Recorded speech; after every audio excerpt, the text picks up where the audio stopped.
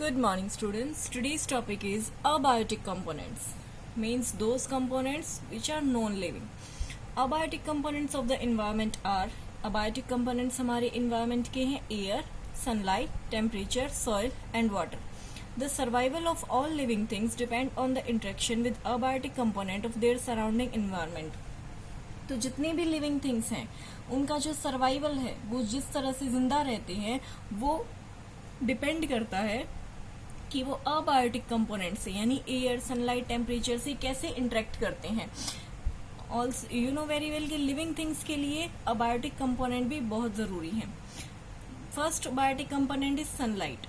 Sunlight is required by plants to carry out photosynthesis. Sunlight जो है वो plants के लिए काफी जरूरी है क्योंकि उसी से प्लांट अपना खाना प्रोड्यूस करते हैं और उसी प्रोसेस को हम फोटोसिंथेसिस कहते हैं. सो जो प्रोसेस है फोटोसिंथेसिस का वो विदाउट सनलाइट कंप्लीट नहीं हो सकता. All animal depend on plants for food directly और इनडायरेक्टली. और जितने भी एनिमल्स हैं वो प्लांट के ऊपर डिपेंड करते हैं, चाहे वो डायरेक्टली हो या इनडायरेक्टली हो. हर्बीवोरस प्लांट्स खाते हैं और वो herbivores are eaten by carnivores. Carnivores द्वारा खा लिए जाते हैं. सो सनलाइट मेन सोर्स है एनर्जी का सारी लिविंग थिंग्स के लिए. The growth of plants and flowering are also dependent on the availability and duration of exposure to sunlight. Plants और फ्लावर की जो ग्रोथ होती है वो भी डिपेंड करती है कि कितना सनलाइट उन्हें मिलता है, कितना एक्सपोजर मिलता है, यानी लाइट कितना उन्हें दिखाई जाती है, धूप में उन्हें कितना रखा जाता है, कितनी लाइट अवेलेबल है. उस चीज पर ही किसी प्लांट की या किसी फ्लावर की ग्रोथ डिपेंड करती है. Next is temperature. Temperature is the measure which tell us how hot और कोल्ड इज समथिंग. टेम्परेचर क्या बताता है बेटा? टेम्परेचर बताता है कि कोई चीज कितनी हॉट है और कितनी कोल्ड है. Sunlight reaches the earth. Sunlight earth तक पहुंचती है और अर्थ को वार्म करती है. Living things can exist only when there is a suitable temperature for their survival. और लिविंग थिंग्स इसीलिए अर्थ पर एग्जिस्ट करते हैं क्योंकि अर्थ पर रहने के लिए वो सारी सुटेबल कंडीशंस हैं. प्रॉपर वार्म है, सनलाइट है तो एक प्रॉपरली टेम्परेचर बना रहता है अर्थ पर जिसकी वजह से लिविंग थिंग्स सर्वाइव कर पाती हैं. The temperature of the earth is also not uniform. Even हम जानते हैं कि अर्थ का टेम्परेचर कभी भी यूनिफॉर्म यानी एक जैसा नहीं रहता है. It is very cold near the poles. अगर पोल्स की बात करें तो वहां पर काफी ठंड होती है.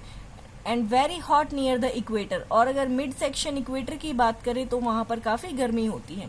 So it also affect the distribution of living things on the earth. और ये कोल्डनेस और हॉटनेस ही यानी ये टेम्परेचर जो है वो लिविंग थिंग्स को अफेक्ट करता है. अर्थ पे जो लिविंग थिंग्स रहते हैं उनकी चीजों को डिफेक्ट करेगा, उनके खाने पीने को अफेक्ट करेगा और उनके पहनने को अफेक्ट करेगा.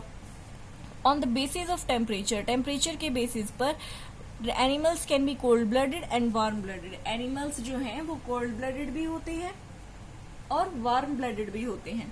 कोल्ड ब्लडेड एनिमल्स वो एनिमल्स होते हैं जो अपने बॉडी टेम्परेचर को एनवायरमेंट के चेंज के अकॉर्डिंग चेंज कर लेते हैं. For example insects, snake, lizards, frogs ये कोल्ड ब्लडेड एनिमल्स हैं. यानी जैसा इन्वायरमेंट होगा उसी के अकॉर्डिंग ये अपने बॉडी टेम्परेचर को चेंज कर लेते हैं. वार्म ब्लडेड वो होते हैं जिनका एक कांस्टेंट टेम्परेचर होता है. वो अपनी बॉडी टेम्परेचर को एनवायरमेंट के अकॉर्डिंग और वी कैन से हॉटनेस और कोल्डनेस के अकॉर्डिंग चेंज नहीं करते हैं. और ये आउटसाइड इन्वायरमेंट पे डिपेंड नहीं रहते हैं. ये तो डिपेंड रहते हैं बिकॉज ये टाइमली चेंज करते रहते हैं. जबकि वार्म ब्लडेड की बात करें तो जो आउटसाइड इन्वायरमेंट है बाहर के वातावरण पे वो डिपेंड नहीं करेंगे. जैसे बर्ड्स, मैमल्स ये वार्म ब्लडेड है. दैट्स वाई बर्ड्स माइग्रेट करती हैं. बर्ड जो है खुद को चेंज नहीं करती हैं खुद का बॉडी टेम्परेचर. अगर उनको लगता है कि इस जो टेम्परेचर उनके अकॉर्डिंग नहीं है so they migrate from one place to another place.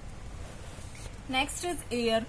Oxygen and carbon dioxide दोनों एयर में प्रेजेंट होती हैं और दोनों ही मोस्ट इंपॉर्टेंट गैसेज हैं लिविंग थिंग्स के लिए क्योंकि ऑक्सीजन जो है वो प्लांट रिलीज करते हैं रेस्पिरेशन के थ्रू और वो ऑक्सीजन लिविंग थिंग्स के लिए जरूरी होती है.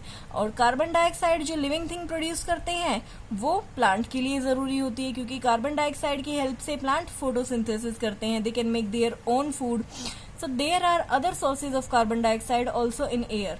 एयर के अंदर कुछ और सोर्सेज भी हैं कार्बन डाइऑक्साइड की। ये सोर्सेज क्या है? Burning of fuels in vehicle. आप व्हीकल का यूज करते हो, जो फ्यूल बर्न होता है वो कार्बन डाइऑक्साइड गैस निकलती है। फैक्ट्रीज से कार्बन डाइऑक्साइड गैस निकलती है। ग्रीन प्लांट जो है वो ऑक्सीजन का बैलेंस और कार्बन डाइऑक्साइड का बैलेंस नेचर में मेंटेन करते हैं। एयर भी हेल्प करते हैं प्लांट की रिप्रोडक्शन में। एयर कैसे हेल्प करेंगे? पॉलिनेशन के थ्रू हेल्प करेंगे। Pollination means reproduction of plants, यानी बीजों का या एंथर का, स्टेमन का एक जगह से दूसरी जगह बिखरना। And scattering of some seeds, और कुछ बीज भी बिखेर देते हैं। Water, all living things need water for survival. जितनी भी लिविंग थिंग्स होती हैं उन्हें सर्वाइव करने के लिए वाटर की जरूरत होती है। अबाउट 70% ऑफ ह्यूमन बॉडी का 70% जो वाटर है। Blood transport many important substances in the body consisting mainly of water. Blood जो है वो काफी इंपॉर्टेंट सब्सटेंस बॉडी में सर्कुलेट करता है, जिनमें से वाटर भी एक है। Waste substance need water to excreted out from the body. और अगर वेस्ट सब्सटेंस की बात करें तो उसको भी वाटर की जरूरत होती है ताकि वो बॉडी से बाहर एक्सक्रिएट हो सके, निकल सके। Plant absorb water from the soil through roots. Plants water को अब्जॉर्ब करते हैं अपनी रूट्स के थ्रू, और वो इस वाटर का यूज करते हैं फॉर फोटोसिंथेसिस के लिए।